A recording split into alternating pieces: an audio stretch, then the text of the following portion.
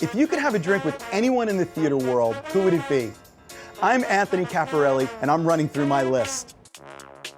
Each week, I'll sit down with cast members, bartenders, and personalities from New York's theater district and get a behind-the-scenes look at what it's like to live, work, and play on Broadway. Come have a drink with us on Broadway Bartender. Welcome to Broadway Bartender. My name is Anthony Caparelli, and we are here once again at New World Stages in the heart of Manhattan's theater district, home to my show, The Imbible, A Spirited History of Drinking. And we're going to open today with a riff on a drink that we've done already. We did a Black Russian. I'm going to go ahead and open with a White Russian. And hopefully you'll indulge me when you meet our special guests as to why I'm opening with a White Russian. But let's just go ahead and make the drink for right now. So we're going to start with 1 ounce of Kahlua, which is a coffee liqueur, actually made in Mexico with a rum base. And I'm going to top that up with 1 ounce of vodka, and then right to the rim of the glass, you can use cream, but I like to use half and half because it lightens it up just a little bit. And then I'm going to very simply just roll these drinks into the tin, give them a quick swirl. I don't like to shake any drinks that have cream in them because they get very frothy and bubbly. And I like my cream drinks nice and dense. And that is all there is to a White Russian, made famous by the movie The Big Lebowski. He referred to them as Caucasians. But for today, our special guests are from the musical review, Me the People. And we're going to go ahead and stick with the White Russian moniker. And we have Aisha Dukes and Mia Weinberger. Ladies, do you forgive me? I mean, it was right there. Oh, no, it's perfect. Is it okay? It's perfect. Okay. So appropriate. Great. So cheers, first of all, and welcome to Broadway Bartender. I'm sure you probably had White Russians before. Or? Yes. And it is a lovely, that is really it's good. just a lovely drink, right? Yes, thank Okay. you. So, awesome. So, Me the People. Let's talk. Me the People is a political satire musical comedy. It's a commentary on our current administration.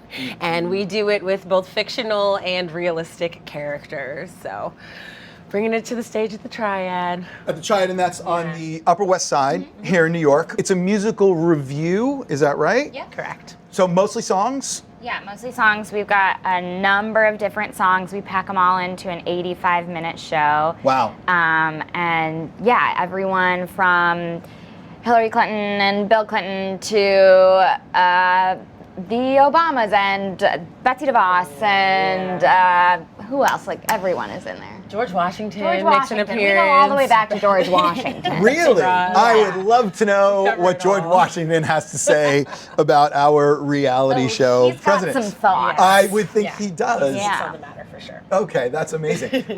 So what are your roles in the show? Or do you have roles? I mean, how's that work? Yeah. We all play several. There's 4 of us total in the cast, so we all play many of the things that we just listed and more, and background to each other. Yeah, so I play Betsy DeVos, Melania, Ivanka, Hillary Clinton, Betsy Ross. Really? Yes. Wow. Okay. Yeah. And Aisha? George Washington. I'm a general. Just a guy. I play Conchita. She's a chambermaid at the Hotel Mar-a-Lago. I play the Statue of Liberty at one point in the show. Who am I missing? Michelle Obama. I think that's most of it. Oh, a little girl at one point, and Betsy DeVos comes to talk to PS 114. Watch her, so. So how many folks in the cast? There's just 4 of us. And we have a music director as well who is playing everything, and he is involved in the show as well. He has a couple roles. So there's really 5 of us. But 5 performers. Yeah, And how long has the show been running? about a month. Doing well. I read the review in the New York Times. Really, really nice. Congratulations. That's fantastic. And the company that produces the show has a history of using comedy as, I think I read comedy as resistance in some of the material. I really, really like that. There was a Bush musical, right, that preceded this? Yeah, Nancy Holson, our writer, wrote Bush Wars back in the W days. Which I think we all thought were behind us, I know, but and I wish they were ahead of us now for some reason. Right? And she also has a show called News and Review that ran for a really long time. That was a very similar style. Just whatever was happening in the news, she put that into song. And now she's doing this. Do you really kind of throw some hard punches in the show, or is it really kind of meant to be taken a little bit lighter, or like how serious are the things that you're dealing with? So the whole show is very funny, I think, anyway. But we have a couple moments where it does get a bit real, yeah. And a little more serious and a little darker. And I think because the show is so silly and fun, those moments really resonate. Yeah. And we found a lot of people have, after the show, will come up to us and say, it was so funny, but it was so scary when you realize that this is reality. It's real. Yeah. We say, a lot of the material writes itself. We're directly quoting what's going on stage, but we kind of feel like humor puts it on the table for conversation and to actually look at these things as the abnormalities that they kind of are. Right. A lot of historical things have been happening, so I think joking is a really great way for it to become visible and for it to become something that people, whether it's in jest or in seriousness, are not complacent about, which I think is a really cool way the show kind of, sends a message. Right. Yeah. Now, do you think that the show would be able to play outside of Manhattan, like the bluest of the blue, liberal, intellectual sort of? We are, for the most part, preaching to the choir. Yeah, we've actually talked about it, about how we think the show would do in other places. I do think that it would succeed more in a liberal place, definitely. We're not really trying to change anyone's mind. We're kind of just trying to give everyone who is stressed and scared a place to come and laugh together.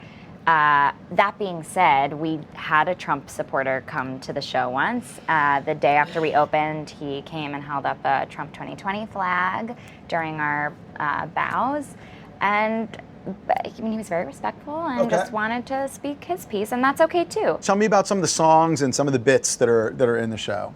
I think one that really resonates with the audience is the Twitter bird. We have a member of our cast dresses up as the bird from Twitter, and that's where we really put the direct quotes into play. He just says things that Trump says and then kind of reacts in ways that we are all commonly like, what, to some of the things. Right. So, and I think he uses the Rockin' Robin tune. All of our songs in the show are from popular songs already. So it's the love the way the Donald goes, tweet, tweet, tweet. So it's, I think it's a fun way to kind of talk about this thing that we can all see, so.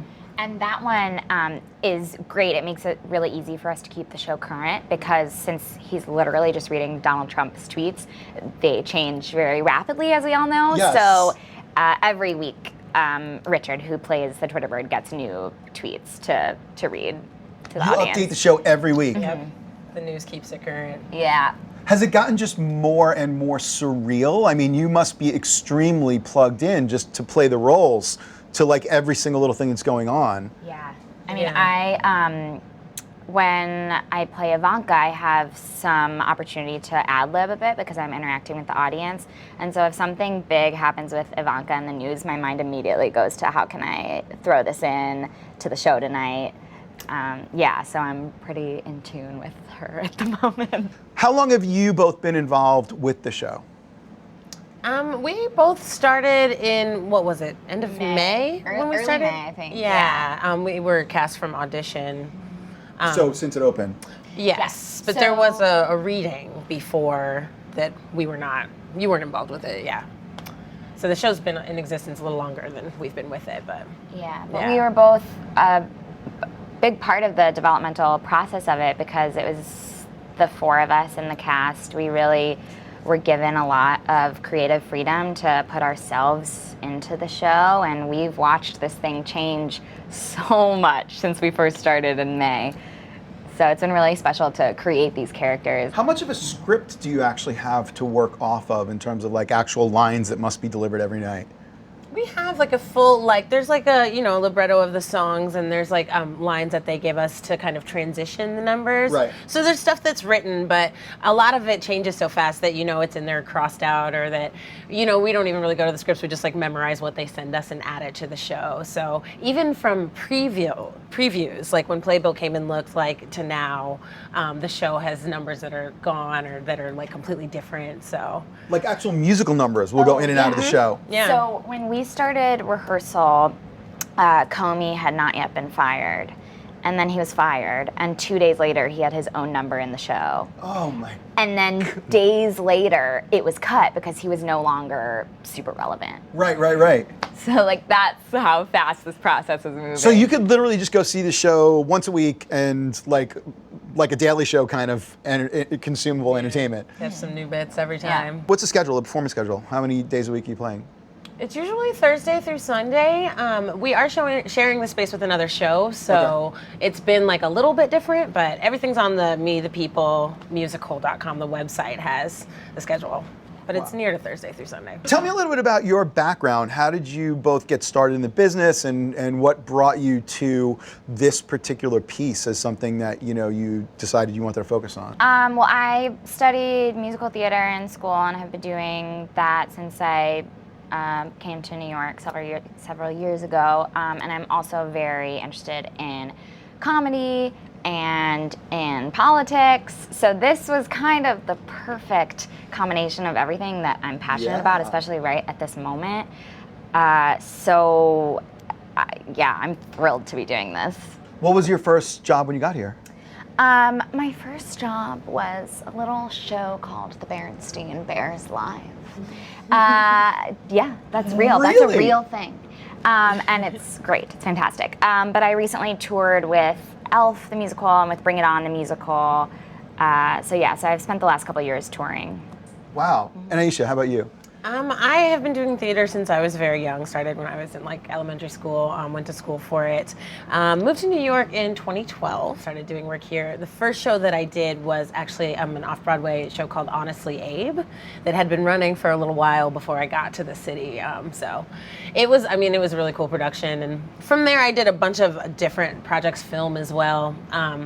Most recently, before this, I was doing Wild Women of Planet Wongo, which was at the Parkside Lounge on the Lower East Side. I know it, yes. And that was such a blast and such a long run, kept extending. I was like sad to say bye to it, but this show seemed like such the right direction with what's going on. And I have been really, really focused on, from campaign days to now, what's been going on. So to be able to join passions like that and be, plugged into the news and still doing what I love and what I went to school to do is really, really great. Wow. Have either of you done cabaret style shows before? I have not. Yeah, I've done mostly like musicals, like full. Just straight up like traditional musicals. Yeah, but I've done a bunch of sketch comedy, especially in college. So that's a similar thing, but without the musical aspect, but a bunch of different sketches in one show. Right. What do you find the differences between doing a fully scripted sort of traditional Oklahoma kind of musical and the cabaret? It must be a much different experience, even preparing every night for what you have to do on stage. I think the pacing is just so much. For me, it's like way more fun because everything's like the whole time, and then it's over, and you're like, oh my God, that's an hour and 20 minutes. I definitely feel like with this, because there's no plot to cue and stuff like that. You have to be a little more plugged in mentally because you have to create a completely different scene every time you come on stage, a completely different story in that song for the audience. So definitely more of a challenge, but a fun, good challenge. What I love about the show is it's kind of a slow burn. I think it takes a few songs for them to really get with us. But after the first number, if they're not totally there yet, I'm like, just wait. I know by the end they're going to be into this. Yeah. You have enough confidence in the material to know that you're just going to forge ahead. And that is one consistency by the end, they are with us. They are. That always happens, so. Okay, so I was told that you both do, some impressions impressions of folks? Can we get like a little sample of some of the things that you do? Sure. Yeah? Oh, that's awesome. Okay, what can I do? Do I need to set you up or anything, or do you just want to do some stuff? I don't know. How would you set us up? I have no idea. That's why Okay. I'm completely useless at this point. Great, So good. So just do your thing. Okay. Well, Melania is kind of like this. Like, oh, Anthony, I'm so very happy to be here with you today. Like that. Go ahead. Go back and forth. I do less impressions, but one of my characters that I really love to do is Conchita, and she's like, "Hola, my name is Conchita, and I will be your chambermaid. If you need anything at all, don't hesitate to ask. Some fresh towels, a bucket full of ice, a turn-down service with a trompe steak on your pillow." And she's a chambermaid at Hotel Mar-a-Lago. Oh man. Yes. It's So. so much material. Hillary. Hillary is a lot of. That's like the anti-Ivanka. Like, that's incredible. Or Melania. Oh, wow, that's incredible. Awesome. Okay, now I have to ask, can you do George Washington? Of course. I mean, he's just generally like just a strong man. He's leading you. He's moving forward. He's got a strong brow. The answer is yes to most questions.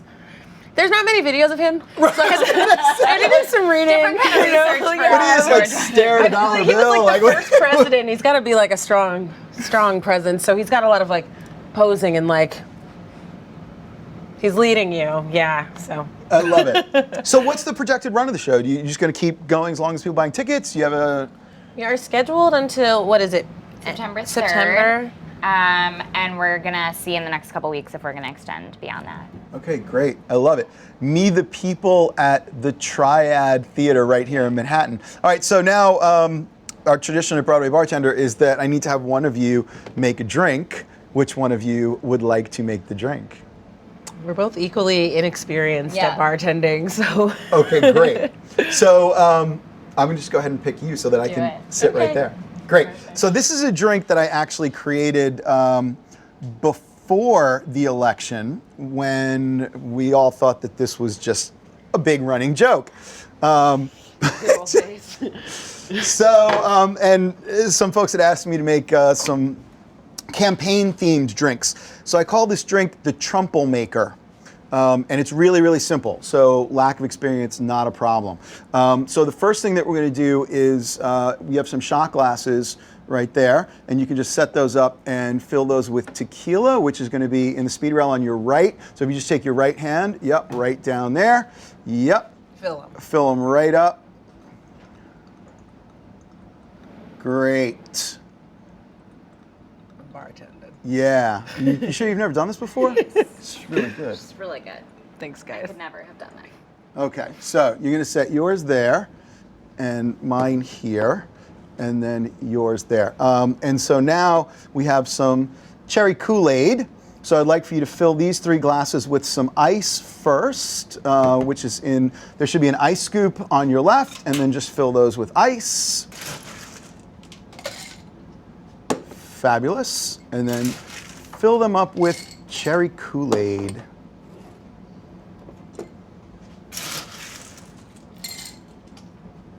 Wonderful.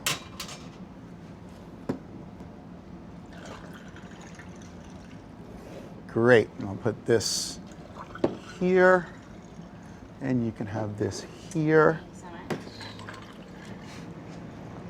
And then you can put that right back there. Okay. And then we have an orange wheel, which you can just put right on top of the drink. Starting to get where this is going? Just on top of it. Just right on top, yep. See what you've done here. Okay, and then one for, yeah, great. Let's go ahead and put that orange wedge on. And then in our cocktail napkin holder there's going to be 3 folded cocktail napkins. You can just bring those out. Fabulous. And you get 1 and 1 and 1. And what I've done is just accordion style these. And if you want to just build a wall between the tequila and the Kool-Aid. Oh my God. Terrible. This is real. Do you like that? This is really real. Good. And now it's easy. You just shoot the tequila and drink the Kool-Aid until you think voting for Donald Trump is a good idea.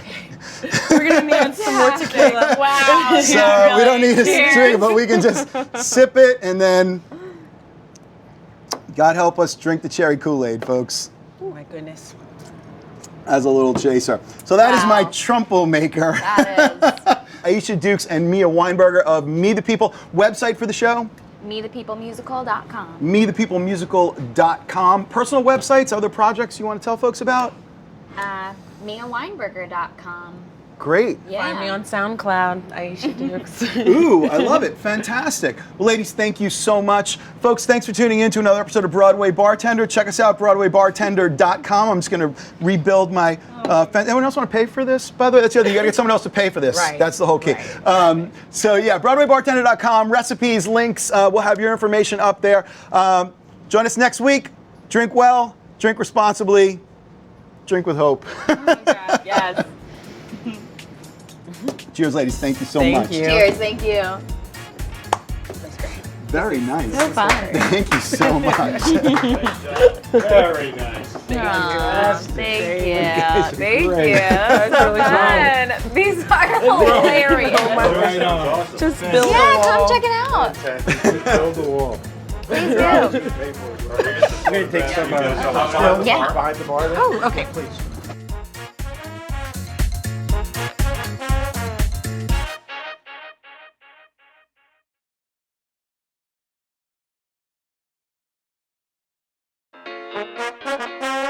Drink a little candied ginger, in honor of our guest, Mary Beth Peel, who I just saw in Anastasia. You did? Oh my goodness!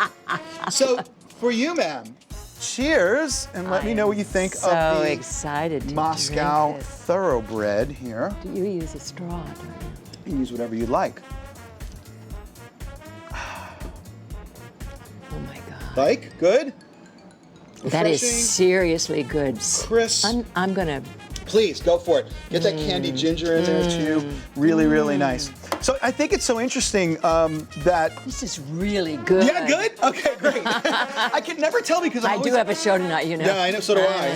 Yeah. I'm always talking to actors and when they can tell me something's good and I'm like, I don't know if I believe you.